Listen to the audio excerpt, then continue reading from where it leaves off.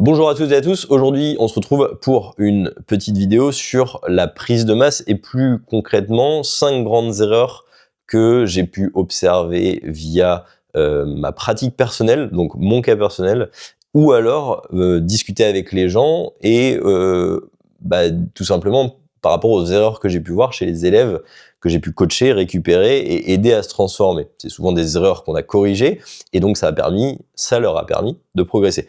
Pour ceux qui ne me connaîtraient pas encore, je m'appelle Clovis Williams, je suis sur Instagram au nom de The French King, je suis coach sportif, diététicien, j'ai aidé plus d'une 50aine de personnes à se transformer physiquement et aujourd'hui je vais essayer de le faire via cette vidéo avec vous également.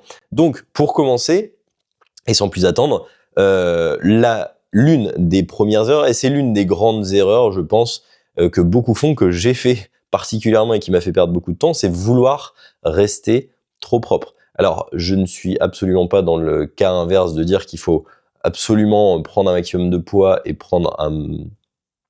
se voir grossir énormément d'un point de vue body fat, mais vouloir rester trop propre, vouloir lean gain, vouloir faire une prise de masse sèche comme on l'entend, souvent c'est s'assurer de ne pas progresser. Rester propre à la fin d'une prise de masse ne veut pas forcément dire l'avoir réussi. Si vous êtes resté propre mais que votre poids n'a pas augmenté et que votre masse musculaire n'a visiblement pas augmenté, vous n'avez pas réussi votre prise de masse. Donc, au lieu de vouloir rester trop propre, il est certainement plus judicieux de vouloir viser une prise de poids qui sera mesurée et qui, via la littérature scientifique, nous a montré le meilleur rendement, prise de masse musculaire, prise de gras. Quoi qu'il arrive, vous prendrez du gras. Ça, faut l'accepter, faut être prêt à voir son corps changer et accumuler du body fat, mais ça ne doit pas être l'objectif. Par contre, l'objectif doit être d'avoir une augmentation de votre poids. Si à la fin de votre prise de masse, vous n'avez pas eu un changement au niveau de votre poids, il y a certainement eu des problèmes au niveau de votre prise de masse. Ça, c'est une certitude. Donc, pour réussir une prise de masse, il va falloir viser environ 1 à 2% de prise de poids par mois. Donc ça nous donne environ 0,25 à 0,5% par semaine, ce qui ne représente pas grand-chose finalement. On est loin des 1 kg par semaine. Comme on a pu l'entendre longtemps, on va plus se rapprocher, pour la majorité des gens, entre 100 et 400 grammes, grand maximum par semaine. Donc ça, c'est le rythme, on va dire, idéal pour optimiser la prise de muscle et limiter la prise de gras. Avec ça, et je me l'étais noté, il faudrait aussi oublier ce truc de plus je me dépense, mieux c'est parce que je vais pouvoir manger plus. Vouloir maintenir une dépense élevée, c'est faire un point de sortie supplémentaire. Prendre de la masse est un point de sortie calorique, manger est un point d'entrée, se dépenser énormément est un point de sortie qui n'a rien à voir avec la prise de muscle. Donc, c'est pas parce que vous vous dépensez plus et que vous mangez plus que vous allez forcément prendre plus de masse musculaire. Ça, important de le comprendre. En deuxième point, et du coup ça fait écho au premier point, c'est ne regarder que la balance et du coup terminer par être sur un dirty bulk, une prise de masse sale, comme on peut le traduire en français. Le poids, il est important à être traqué, il est important qu'il augmente, mais ça ne doit pas être le seul paramètre qui doit vous indiquer si vous allez dans le bon sens ou pas lors d'une prise de masse. Prendre du poids sans avoir un checking régulier de votre shape et ou même voir de données anthropométriques, c'est s'assurer d'aller droit dans le mur au niveau d'une prise de masse. Ce qu'il faut comprendre, c'est que avoir sur un bilan une prise de poids sans changement au niveau du body fat et sans changement visible particulièrement au niveau de la prise de masse, car encore une fois c'est un processus lent, c'est plutôt bon signe. C'est plutôt quelque chose qu'on veut rechercher parce que ça veut dire que il s'est passé quelque chose, on a pris de la masse qui n'est pas du gras, et si c'est pas visible, il y a de grandes chances que ça soit plutôt du muscle. Alors il peut y avoir de l'eau, etc. Mais si c'est régulier sur plusieurs semaines, plusieurs mois, c'est plutôt encourageant. Par contre, une prise de poids et un gras qui vient visiblement s'accumuler de semaine en semaine, là, c'est plutôt le signe d'un surplus calorique qui serait trop rapide. Donc, il faudrait peut-être revoir à la baisse. Ou alors, si la rapidité de la prise de poids est pile dans la range qu'on veut, mais qu'on a pris du gras et pas assez de masse musculaire, donc il y a eu des changements au niveau visible masse grasse et pas de changement musculairement parlant, là il va falloir se questionner sur l'intensité et l'effort fourni à la salle. Une autre donnée qui pourrait être hyper intéressante à traquer, du coup, ça serait également les données anthropométriques. Donc les données anthropométriques, c'est les mesures, c'est les tours de bras, les tours de taille, les tours de poitrine, les tours de cuisse, etc., etc. Et pourquoi ça peut être intéressant? Parce que on sait que chez l'homme ou chez la femme, il va y avoir des zones de stockage préférentielles pour le gras, et donc d'avoir potentiellement une ou deux mesures à des endroits stratégiques, par exemple, les bras chez un homme, même chez une femme, va pas forcément être un endroit où ça va stocker beaucoup de gras. Pareil pour un homme, un tour de poitrine, donc entre les pecs et le dos, c'est pas un endroit où il va y avoir du gras qui va s'accumuler très vite. Donc s'il y a du mouvement par ici, ça pourrait annoncer une prise de masse musculaire. À l'inverse, chez la femme ou chez l'homme, donc chez l'homme, on va avoir une prise de gras qui va plutôt être au niveau du bas du ventre et dans le dos, et chez la femme, ça va plutôt être cuisse-fessier, des mesures qui pourraient augmenter à ces endroits-là un peu rapidement, ça pourrait indiquer une prise de gras. Attention du coup chez la femme, on a aussi, mine de rien, souvent des femmes qui veulent développer le bas du corps, donc cuisses, fessiers, et une augmentation de la mesure ici peut aussi être liée à une prise de masse musculaire. Donc peut-être plus parlant chez l'homme que chez la femme. Chez la femme, mesurer, par exemple, justement, de nouveau, les bras et soit la taille, soit la poitrine, ça pourrait donner une idée de qu'est-ce qui se passe. Est-ce que c'est plutôt du gras? Est-ce que c'est plutôt de la masse musculaire? Et ça pourrait être intéressant de les traquer. Donc, bien faire un checking complet, que ça soit du poids, de la shape et éventuellement des mesures. La troisième erreur que je vois souvent et qui, je pense, aujourd'hui est très courante, c'est la course au perf, ou autrement dit, se concentrer uniquement sur est-ce que je progresse en charge à la salle. Pourquoi c'est une erreur de se concentrer uniquement sur les perfs? Je ne dis pas que il ne doit pas y avoir d'amélioration en termes de charge au fur et à mesure du temps, je dis juste que ça ne doit pas être le centre de l'attention et que votre attention devrait plutôt être portée sur le fait d'augmenter la tension. Pourquoi ça fait une différence? Progresser en charge ne dicte en rien sur le fait de comment vous soulevez la charge. Alors évidemment, ce que je suis en train de dire là va forcément beaucoup dépendre du niveau de la personne. Je pense que peu importe le niveau, on peut toujours progresser sur tous les points que je vais énoncer là. Plutôt que de faire une surcharge progressive, faire ce qu'on pourrait appeler un stimulus progressif, ça va jouer sur 5 points qui vont être la technique. Donc améliorer sa technique permet de mettre une meilleure tension sur le muscle ciblé parce qu'on va être sur un meilleur alignement, on va avoir un meilleur recrutement du muscle. Il pourrait y avoir l'amplitude. Ça arrive fréquemment que sur des exercices qui sont très difficiles, très lourds, on vient réduire l'amplitude pour essayer de progresser. Il pourrait y avoir l'effort aussi. Je pense aujourd'hui, et moi le premier, que je ne donne pas autant d'intensité que j'en serais capable réellement, et donc on peut faire augmenter son niveau d'effort, sa proximité à l'échec, ce qui va forcément amener plus de stimulus aussi. Et enfin, évidemment, augmenter ses reps ou augmenter ses charges. Donc on a 3 points qui arrivent avant cette fameuse surcharge progressive de faire plus de reps ou plus de charges à la salle.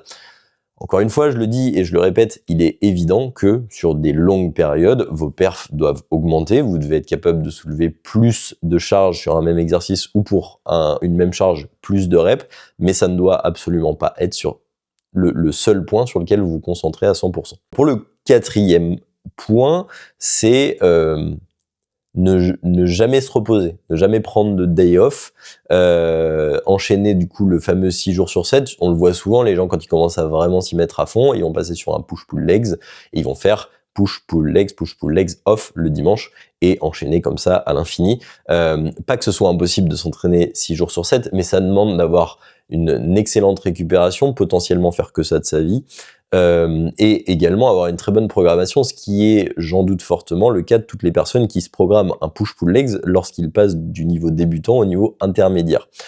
Alors évidemment, il y a des muscles qui pourraient être entraînés tous les jours, mais presque tous les jours, mais pour la plupart, je pense que avoir minimum 2 à 3 jours off avant d'être de nouveau entraîné serait le minimum. Donc par exemple, si vous avez entraîné les pecs le lundi, vous prendriez mardi, mercredi, potentiellement jeudi on retravaille, ou vendredi on retravaille.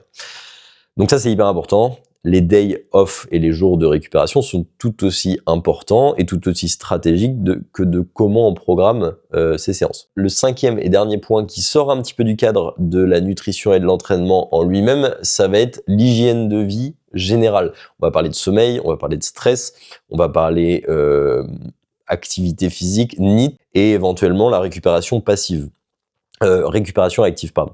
Je pense que c'est entre autres l'un des points les plus négligés aussi aujourd'hui, et c'est l'un des points sur lesquels vous, moi, tout le monde ont le plus de mal à travailler aujourd'hui, dû à notre mode de vie, le fait qu'il y ait les écrans, le fait que personne soit en capacité aujourd'hui de passer une soirée sans regarder une série, regarder une vidéo YouTube, scroller sur les réseaux. Nous sommes très distrait et on a du mal à ne rien faire, et c'est très difficile de s'en passer.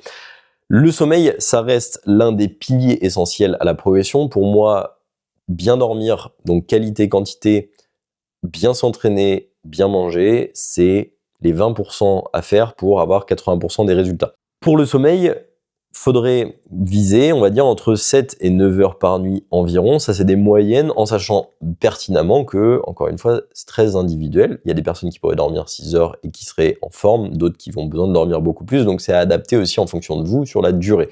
Par contre, ce qui est une réalité, c'est que je pense que en termes de qualité, il y a beaucoup de personnes qui n'ont pas un sommeil de bonne qualité aujourd'hui, pour les raisons que j'ai citées précédemment. Et c'est très simple de s'en rendre compte, si vous avez de la somnolence dans la journée, que vous n'êtes pas capable de vivre sans un café, il y a probablement des choses à régler sur ça. Donc votre consommation de café, votre régulation au niveau du sommeil, votre routine de sommeil, etc., etc. Deuxième point, le stress, il a un impact évidemment sur le sommeil et sur la récup, et donc sur votre capacité de travail. Donc plus vous êtes stressé, moins vous pouvez vous entraîner, ou peut-être moins efficacement, donc vous perdez de l'intérêt sur votre prise de masse musculaire. Le stress, ça va englober vos relations, mine de rien, qui peut être une grosse source de stress pour beaucoup, relations amicales, intimes, professionnelles, etc., etc. Évidemment, le travail est aussi une grande source de stress aujourd'hui. La situation personnelle, si financièrement ça va, si votre travail vous plaît, si vous êtes épanoui, etc., etc., c'est des choses qui vont grandement aussi impacter votre capacité à vous développer physiquement. Ça peut en faire rire certains, mais c'est réellement le cas. Les réseaux sociaux aussi, à mon sens, peut être une grosse limite, parce qu'aujourd'hui, on va se comparer, on a l'impression qu'on n'est pas assez bien, qu'on fait pas assez bien, mais on ne voit pas l'envers du décor chez les autres personnes. Donc attention de chercher à ne pas se comparer et chercher à juste faire mieux que ce qu'on faisait la veille. Et évidemment, utiliser des techniques de relaxation serait certainement quelque chose de très bénéfique, la respiration, la méditation, etc., etc. Les steps, donc ça c'est aussi l'un des points sur lesquels, pour moi par exemple, en cas personnel, j'ai mis beaucoup de temps à m'y mettre, et c'est un truc sur lequel je me rends compte que c'est très important aujourd'hui. Marcher en dehors déjà de la dépense, juste pour prendre l'air, s'exposer à la lumière extérieure, être actif, parce qu'on peut être un sportif sédentaire, c'est bon pour la santé physique, mentale, etc., etc. Il faudrait chercher en moyenne, on va dire, à bouger quotidiennement entre 8 et 12 000 pas pour les personnes qui auraient un travail plutôt sédentaire ou qui auraient un mode de vie plutôt sédentaire, être assis la plupart du temps, etc., etc. Très intéressant de chercher à augmenter son nombre de pas. Évidemment, une personne qui serait maçon ou peu importe, un travail qui serait physique, qui lui demande de marcher toute la journée, aurait moins besoin de se poser ces questions. Dernier point, récupération active, du coup. Un truc assez simple à mettre en place, méditation comme j'en ai parlé, et étirement, parce que la musculation rend raide, et les raideurs vont amener des trigger points, des points de tension. Alors pas pour les personnes qui pratiquent depuis 2-3 ans, quoique, en fonction de la manière de s'entraîner, mais c'est quelque chose qui à terme va arriver. Pareil, expérience personnelle, je suis arrivé à un point où je peux avoir du mal à progresser sur certains mouvements ou certains groupes musculaires à cause de raideurs et de tensions qui sont récurrentes. Alors oui, il n'y a pas que ça qui compte, mais je me suis rendu compte qu'en mettant en place une routine d'étirement, je parle pas de faire 1 heure tous les jours, mais 10-15 minutes tous les jours, même 5 minutes tous les jours, ça a amplement réduit pas mal de douleurs et donc une meilleure capacité à m'entraîner. Donc hyper intéressant. Voilà pour les 5 potentielles raisons pour lesquelles votre prise de masse se passe pas comme vous le souhaiteriez, ou en tout cas les 5 grandes erreurs que vous devriez éviter si vous voulez prendre de la masse. J'espère que cette vidéo vous aura aidé. Si jamais vous trouvez ça trop compliqué et trop de trucs à gérer, je le comprends et je suis là aussi pour ça. Donc si vous êtes intéressé, vous avez un lien en description pour prendre un rendez-vous pour un call avec moi et vous pouvez également me contacter sur les réseaux en cas de questions. Je vous souhaite une bonne journée, à bientôt.